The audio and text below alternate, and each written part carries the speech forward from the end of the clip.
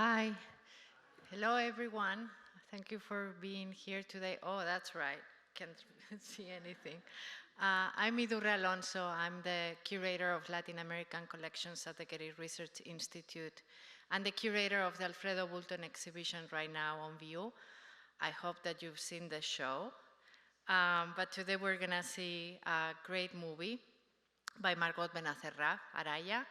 And I want to give you some information about her before we start. And also tell you that she asked around to get my email, and suddenly I got an email by Margot a few days ago.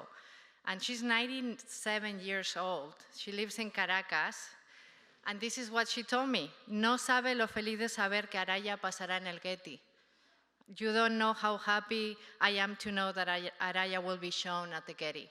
So I'm going to take a picture of you later to send her so she knows that you were here. But let me give you some information. So she was born in Venezuela in 1926. She studied philosophy and literature at the Universidad Central in Caracas. In 1949, she was awarded a scholarship to study drama at Columbia University. Between 49 and 59, she continued her education at the Institute of Cinematographic Studies in Paris. Her cinematic career took its first steps with her debut documentary, Reverón, 1951, a tribute to renowned Venezuelan artist Armando Reverón. And we have a beautiful Reverón in the Boulton exhibition, so you should go and see it. Following the completion of Araya, Benacerraf dedicated herself to the promotion and development of film in Venezuela. In 1965, she assumed the leadership of the audiovisual department at the National Institute of Culture and Fine Arts, where she played a pivotal role in establishing the National Center of Cinematography. In 1966, she went on to create the National Cinematheque of Venezuela, which she directed for 3 years. Margot Benacerraf's influence extended beyond her work in film institutions. In 1964, she actively contributed to the formulation of pioneering film legislation in Venezuela, which they enacted in 1967. Furthermore, her dedication to preserving cinematic heritage led to the establishment of 2 video libraries at Universidad Central, solidifying her legacy as a trailblazer in the world of Venezuelan cinema.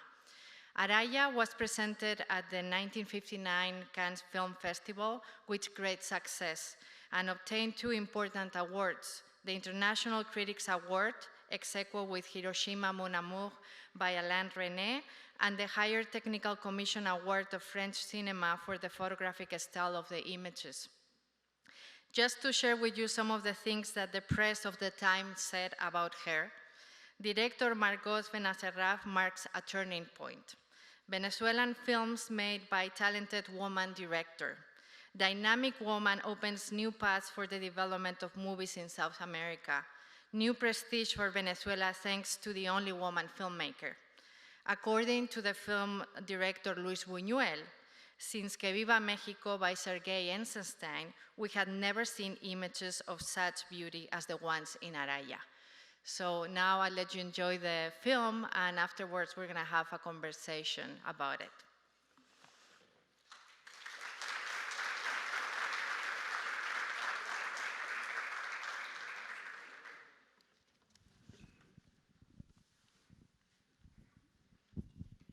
Hi, this is Raúl Guzmán, who is assistant curator at the Academy Museum in Los Angeles, and he has worked on the exhibitions Generation, Black Cinema, Hayao Miyazaki, and Installation Pedro Almodóvar, among many others.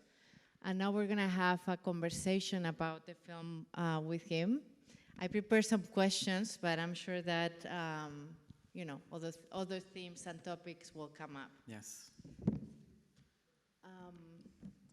So first, I wanted to ask you about the use of the narrator, which is somehow reminiscent of a documentary style. However, can we truly classify this film as a documentary? That's a really good question. Margot was asked this question, and she said she considered it a narrativa cinematográfica, a cinematographic narrative. She had developed the guion, the screenplay, And then she had scouted the location, and she really created this film in collaboration with the community. So I wouldn't classify it as a documentary, but it has elements of that, which I think touch us, because she was able to really capture this community with such sensitivity and grace, and really also highlighting the challenges of the landscape that's so arid. And in the cinematography, she's able to really capture that and bring the audience into feeling the heat of the desert. In that way, you know, it feels like you're really immersed in this environment, but I think it's her absolute talent as a filmmaker. Yeah, well, I wanted also to ask you about the cinematography, which is quite astonishing. And can you discuss a little bit those the cinematic techniques that she uses in the film? Yeah, and this is a really special film. She filmed it on location during 3 weeks to really portray this, the life of 24 hours of what it looks like in this community. And she only had one camera person, and they would film during the day. Sometimes they would take multiple takes. For example, the moment where the grandmother is smoking, they were shooting inside, but it was too dark, so they moved it outside, and they had to do a few takes because the cigar would keep going out with the wind. And the way she's able to really use photography to highlight these, you know, the whiteness of the sand and how it's almost blinding. The beautiful photography at night, which I think is really captivating to see the contrast from, you know, 6 in the morning when the film starts to later in the day, and really thinking that she did this only with one other person. And the sound was actually recorded at night once they couldn't film, and they didn't have sync sound, so really thinking about the way that she wove the sonic image with the visual image, and what a clear idea she had of what she was doing at the outset is really amazing to see now on the big screen in this restoration from 2009. Yeah, so, you know, the music components are so important in this film, as you were saying, right? So this combination of these different types of sounds from the nature and the place, but also she also combines like the music, like those references to more like folkloric music from the place. So I don't It's know. really captivating to see it now on the big screen. I've only seen it on DVD, and really thinking of how intentional she was with the soundscape. You could really feel the waves during the film. She's really intentional in really highlighting that sound of the waves crashing on the seascape, the way that, you know, the crew are hammering at the salt mines, really the repetition of that.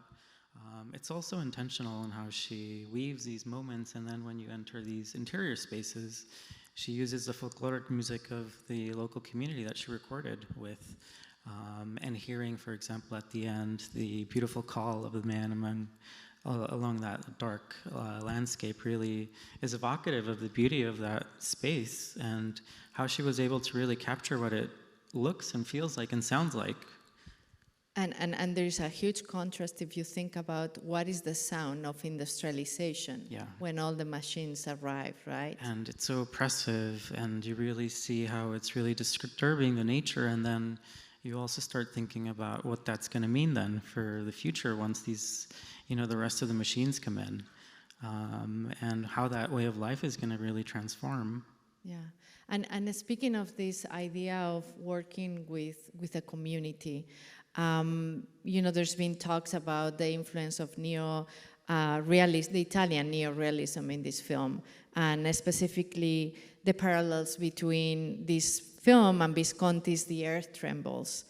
And as you may know, neo-realism often involved non-professional actors and focused on working class people in underprivileged areas. So what are the similarities that you see in Araya and the differences between those films?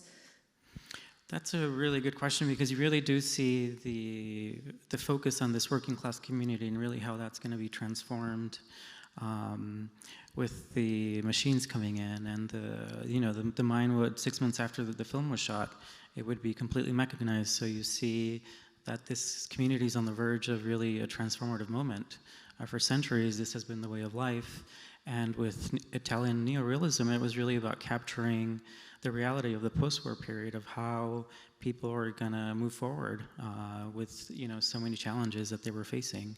And the use of non-professional actors really shooting on location, shooting outside.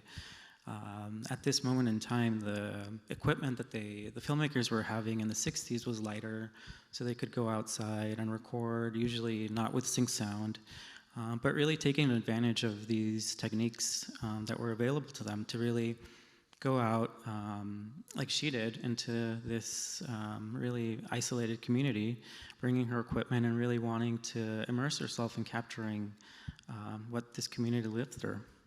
Mm-hmm. And I wanted to talk a little bit about the social commentary in this film, because she refers as the film as a poetic film with a strong social content. However, it has faced criticism for not being overtly political, especially lately in the last decades. And what are your thoughts on the social commentary in the film, and how does it balance poetic storytelling with social critique? You see a little bit of the social and political critique in the film, and a little bit of the glimmers. When they're distributing, for example, the water, you realize that it's the matriarch of the location that really is the one that's trusted to be the one to have that important task. And I think also the fact that she was really focused on this community on the verge of change, really questioning how this community would benefit, thinking of 400 years of extractivist policies.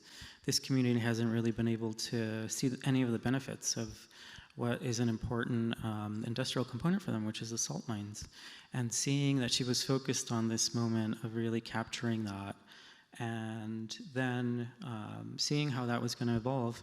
She would go back in 2007 with French television to really see the effects of that. So really thinking about her as a young filmmaker, wanting to use her camera. She had been studying in France to really tell stories that were important to her. When she was thinking of the film, she was thinking of a triptych at the beginning with a focus on different areas of Venezuela. And the first part was supposed to be on Araya. So when you see that, you see someone that was really engaged in the changes that were transforming Venezuela. So I think she was ahead of her time in some ways, and really set the example for other filmmakers to take what she had started and really push the boundaries of what cinema could do in terms of political engagement. Yeah, and I think that it's very clear when you see certain things, like the labor, the fact that she's telling you, like, these people are basically working so many hours under the sun. There's like a stress about the sun all the time. The children, the labor of children, you see how they're dressed as well, or they're not dressed, how they live inside their houses, how they look, and so there's a stress of the very harsh living conditions of these people in a very poetic way, and I think that's why it ends up being criticized for not being more open about the political aspect, although she mentions, how much more I can say, just watch my film. And her point was really to make poetry out of it. I think it's a beautiful homage to labor. You see also the fact that these children, that's going to be their future life. They're playing in the mines, but they get old enough to be able to carry something. They're going to be then carrying the baskets up the huge dunes. So really thinking about how it's a beautiful homage to the industry that's required to bring something that we all use daily, salt. And it has been for that community for 400 years. And to not see the benefits of that, and using her lens, which is really phenomenal, and capturing that community with love and really respect for what they accomplish daily. The movie starts in the morning, but then you realize that that's halfway through their a day of work. They start, when the sun has set, so it's not too hot, and then they work until the morning, and then that's the work day for them. So really thinking about also her embedding herself into this community and wanting to highlight the harshness of life there, I think is an overly political act. Yeah. And so what about the influence of this movie in Latin American cinema? Can Araya be considered the precursor of the new wave of Latin American cinema that happens in the 60s and 70s, such as Novo Cinema Brasileño, for example, with someone like Glauber Rochard, who has actually talked about the influence of Araya in his work? Yeah, he really wrote a whole manifesto in the 60s, really wanting to advocate for cinema as a political tool, to really highlight focusing on the working class and the challenges of Brazil at that moment, on the verge of industrializing. So seeing how this film, the photography, I think, is really outstanding and something that has influenced filmmakers after, and the messaging of really being more political. Rocha talks about the optimism that he felt watching this movie and, wanting to push and having this movie really inspire how he thought of the cinematic language in the political realm. And he wanted other filmmakers to take the banner as well to really think about how cinema could be transformative in that way. And then you also think of Cuban cinema, I Am Cuba, 1972, really capturing these moments of daily life and how that was really such an important element to Latin American new wave. Mm-hmm. Now, I also wanted to talk a little bit about why I chose this film to be shown during the Boulton exhibition. And I think there's some really interesting connections about this film and the aesthetics of Boulton's work in terms of his photography. They knew each other, they were close, we know that. And when I think, for example, about Boulton's work on La Margarita, which is this series of photographs of the fisherman working in La Margarita, there's a lot of correlations with the type of aesthetics that we see in the film when Margot is showing the work of the fisherman. You see the nets, you see them pulling the rope. Actually, if you enter the exhibition, you'll see the men pulling the rope. That's the entrance of the exhibition. Another interesting aspect is that Boulton, when he published the book La Margarita, he creates this photo book with these images. He also uses history. So the beginning of Araya is about the placement of Araya is an important place during colonization, one of the first Spanish settlements. And for Boulton, La Margarita is also the same thing. And when you read the book of La Margarita, it kind of like has also a narrator, like the film, and it starts with the history, and then it goes into telling you the story of the fishermen. And if you go and see the show, you'll see that the photographs have even the names of the fishermen.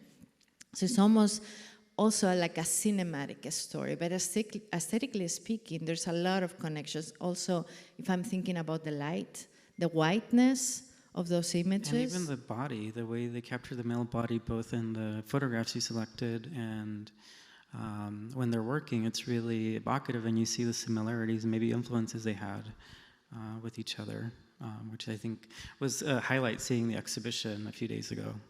And seeing how the visual language is so similar to how they were capturing these really communities on the brink of so much change. Yeah, and so there's this aspect about the interesting thing, and one of the things that they don't have in common is that Margot, clearly political in her work, but then Boulton says, I am not interested in anything social or political. I'm only interested in the beauty, capturing the beauty. Do we really see that difference when we see the this film, and then we see the work of Boulton in terms of La Margarita and the fisherman working, or we don't? What do you think? I think it really depends what you bring to the work when you're seeing the photography. I think because I saw the movie before I saw the work of Boulton that had been in this archive, I like to think that he had some preoccupations with the ways that, you know, these communities were changing. But I think also his love of art history was really capturing about the beauty, and I think that to him was at the forefront of his work and, you know, what he was doing in his body of work. And like Margot, also Boulton, when you read, because there's a second edition of La Margarita book, and in that, the foreword that he writes for the second edition, he talks about capturing something that is about to change and disappear. And that is exactly what Margot wants to do with the film as well. So in both cases, there's almost like this nostalgic feel to a world that is about to disappear that they want to capture, right? Yeah, and you could really see it in the photography. It's very poetic, a little bit idealized, but really looking at this, you know, knowing that it won't be the same within 6 months, and trying to capture that beauty and, you know, the way that she does. It's so symmetrical and really evocative and very precise. Her work has such precision in the photography and the angles that she chooses. I think it was very intentional in capturing, you know, the aesthetic notions of this place before it really transformed. Mm-hmm. Well, I don't know if we have any time. I'm not supposed to let you have questions because we were not going to have time, but I think we have like 10 minutes. So maybe, yeah, there's a microphone. Do we have 10 minutes? 5? 5, okay. Someone has any questions?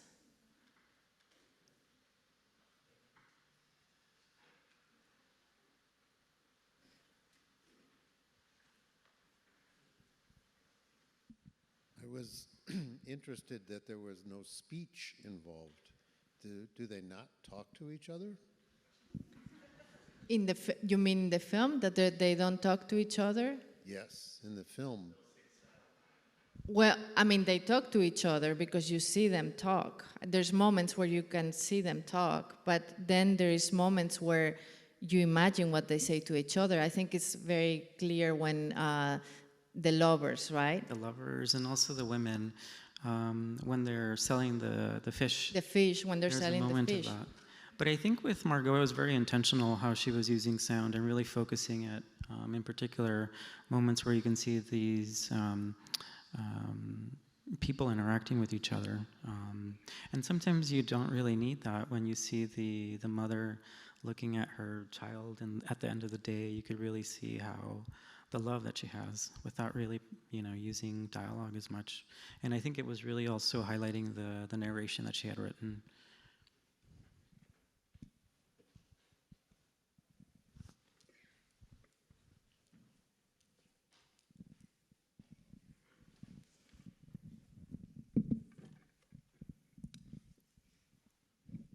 I want to thank you for bringing this beautiful picture. I'm from the area, and it was very personal to me. I'm a filmmaker as well, so very touched by tonight. What a vision she had. I could see the attraction to the project, right? The dramatic elements of the story, the way she beautifully portrayed the area, the songs, you know. Wow. Please tell Margot there's a big fan base here in Los Angeles for her work. Okay. Yes. We'll do that. There's another one here. Sorry.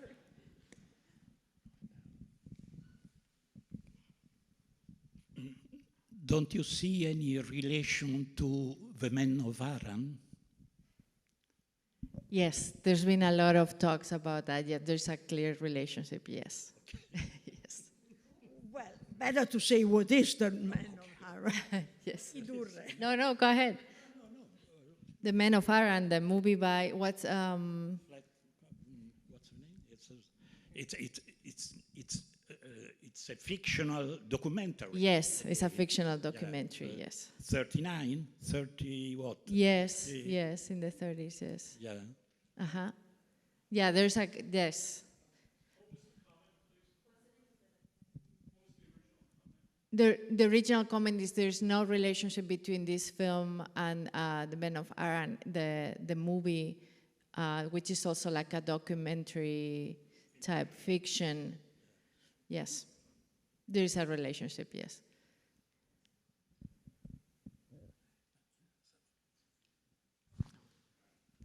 Franco.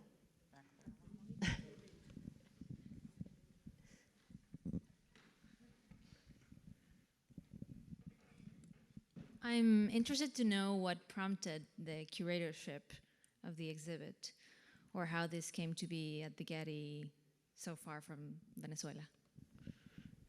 So, so we acquired the Boulton archive 4 years ago, and the archive was offered to us in 2017.